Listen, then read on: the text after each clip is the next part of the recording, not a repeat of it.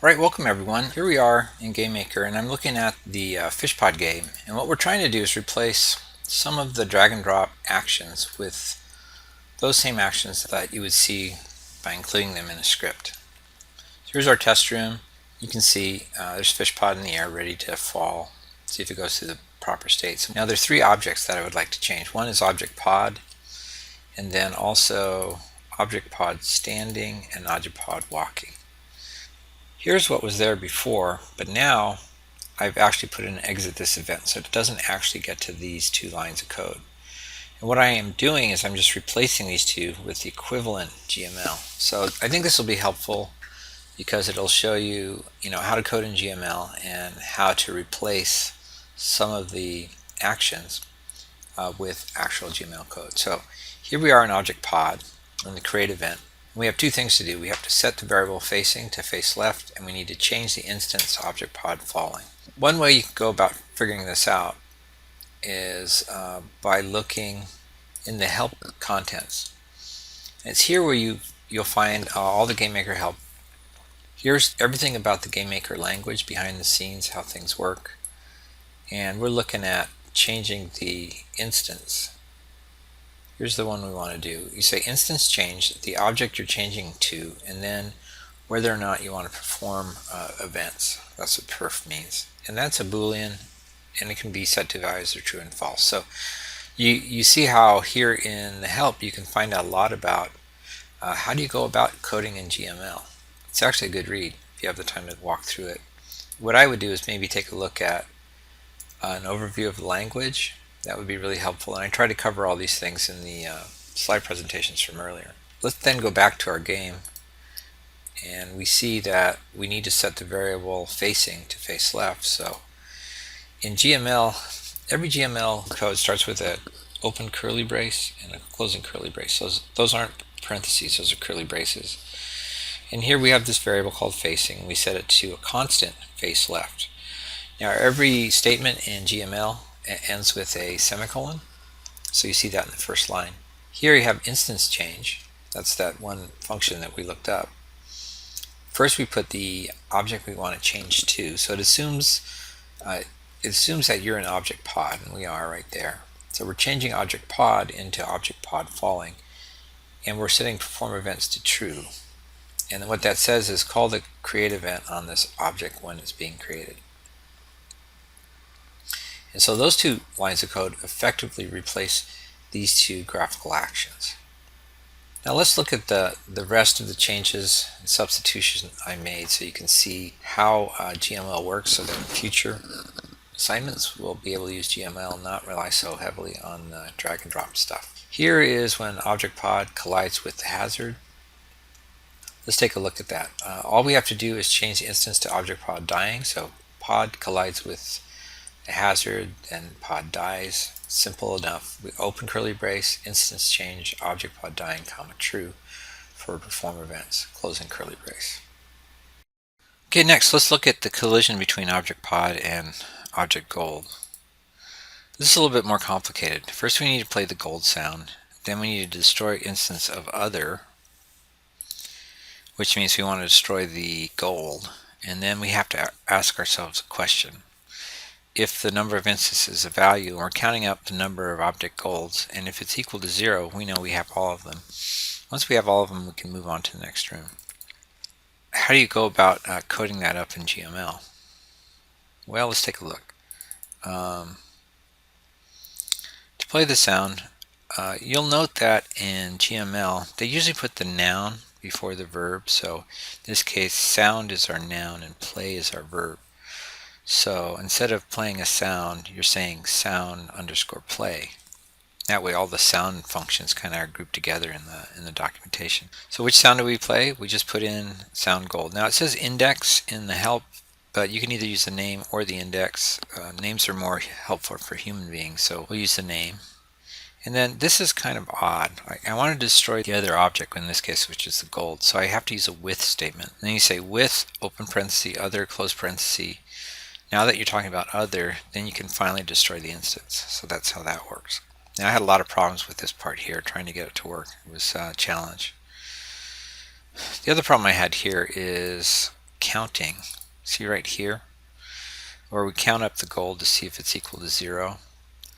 There wasn't an easy way to do that with other. So what I did instead was I called the function instance exists, and I looked to see if there was any object gold. This means not in GML, so in English I'd be saying if there's not any existing instances of object gold, that means I've gotten all of them. Then I go to the next room. Now in the outside room event, we can look at pretty easy stuff. We check to see if y is larger than 0, and then we change the instance into object pod dying. So let's look at that. Looking at the code, the way you do the stop sign thing and ask a question is using an if statement.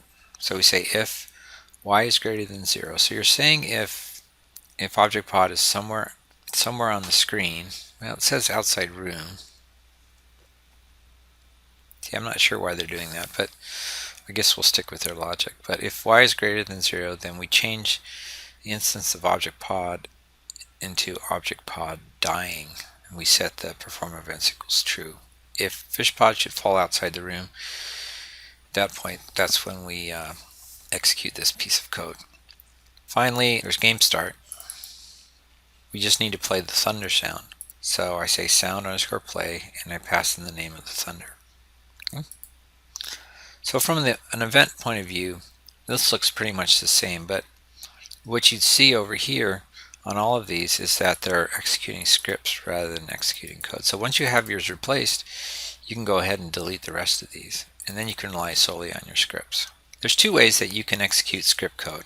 This would be under the Control tab, and you take a look at these two. One says execute code, and the other one says execute script. The question is, what's the difference between the two?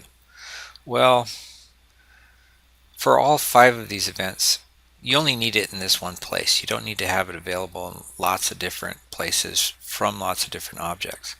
So when you have a situation like that, you just embed the code into the actions. But sometimes you want to call a piece of code from lots of different places, and you want to do that repeatedly. If you're in a situation like that, you can look at the second one, execute script. And when you open that up, it asks you what script you want to run. So the script would have a name, and then you can pass in arguments if needed into that script. So far here, I don't have any scripts quite yet. But to create a script, you would say script create,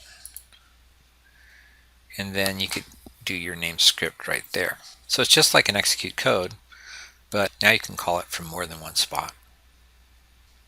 So in the assignment, I asked you to replace the actions not just of object pod, but also object pod standing and object pod walking. So I'm going to just walk you through these changes as well. So here's object pod standing in the create event. Lots is going on. We have a move fixed command. We have to set the gravity. We check to see which way we're facing. And what I've done is summarize that up into one piece of execute code. So I've gone over here, I said execute code, drag that into the action window, and this is what I came up with. Alright, just comparing. If you want to stop all motion, you can say motion underscore set and set the direction and the speed to 0. Next, we also want to clear out any gravity, so we don't want them falling through the floor. We set the gravity direction to 0, just zeroing it out, and also setting the amount of gravity to 0. And these are predefined variables that come automatically with GameMaker. We didn't have to create them. Next, we check to see if it's equal to face sprite. If it is, then we want to change that sprite. The way you change a sprite in GML, I figured there'd be a function called sprite underscore change, but there really isn't one. The way you change sprites is you just say sprite index equals, and then you put the name of the sprite you want to change to. Now I see a lot of this in people's code where they say, okay, is facing equal to face right? No. Then they ask the question, well, is facing equal to face left? Now facing can only have one of two values, face right and face left. So this second test is redundant because you already know the answer. If it's not right, it has to be left. So I only ask one question. I say if facing equals face right. If it is, I go right. If it's not, I set it to left.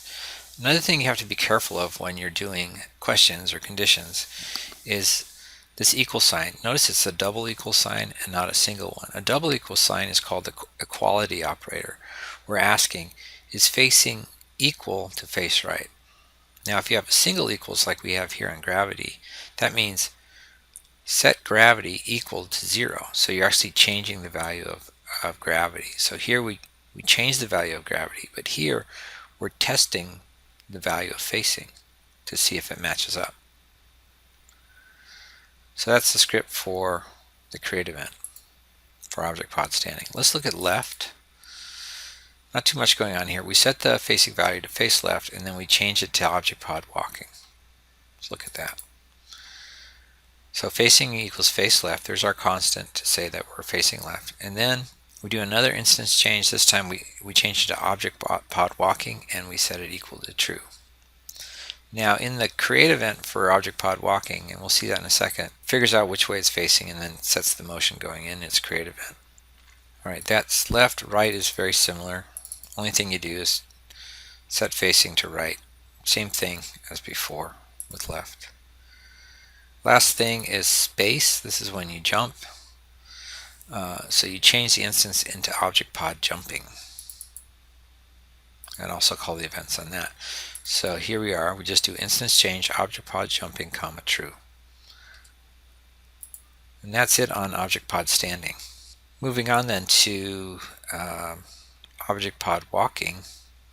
Let's look at that. This one's even a little bit more complicated. First we played the walking sound, and then we check to see if it's facing left, and if it is, we change the sprite to sprite pod walk left. We set the horizontal speed to the left at -2. If it's not face left, it's going to be face right. Again, this is a redundant check, but you switch it to the right sprite and then set the horizontal speed to go in the other way. Going back here, you can see, well, first we want to play the walk sound, so we say sound underscore play, passing in the name of the sound that we've created. Next we check to see if we're facing to the left. That's right there. We change the sprite into sprite pod walk left, and we set the horizontal speed to -2. It's negative because you want to go to the left. I leave out this redundant check because if it's not left, it has to be right. So here we just say else. If facing equals face left, we do this one. If it's not, we do that one. So you set the sprite index to sprite pod walk right, and then set the horizontal again. So you set sprite index equal to sprite pod walk right, and set the horizontal speed to 2, so it moves to the right. In the step event, not much going on. We want to check to see if there's something underneath us, and if there isn't, then we want to change into object pod falling. So what does that look like in GML? Well, this is a little bit complicated. Collisions are not as clean as you might think in GML, so you have to learn a few new functions. One of these functions is place meeting. What you're looking for is for this object, given its x and its y location, you want to look 1 pixel below the y to see if you're going to meet up with object platform. If that's not the case, that's what the little exclamation point means. If this isn't true, meaning there's no platform underneath them, then we want to change object pod to object pod falling and also perform events.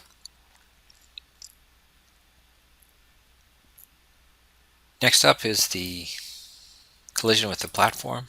Here we set x and y to x previous and y previous. We move to contact 1 pixel at a time, and then we change our instance to object pod standing. So we're colliding with the platform, and we want to make sure that we're flush with that platform. So what does that look like in GML? Again, these are just simple assignment statements. You're setting x equal to x previous. What x previous means is the previous location in the previous frame of x for this object. Y, same kind of deal. Now there's two functions for move to contact. There's one to move to contact solid, and there's one to move to contact all for all things. And we're using that one. So move to contact all. You say the direction. Well, direction is whatever direction we're currently going. And we're going to be moving -1 pixel at a time. To change the instance, just like all the other places, we say instance change, object pod standing, true. Okay? You take a step, you move a little bit, make sure you're on the ground. If you are, then change object pod back into the standing state. Finally, at an animation end, we just want to change the instance to object pod standing, so the object pod has taken a step and now we want it to stop. That's what this code does. And we set object pod standing true.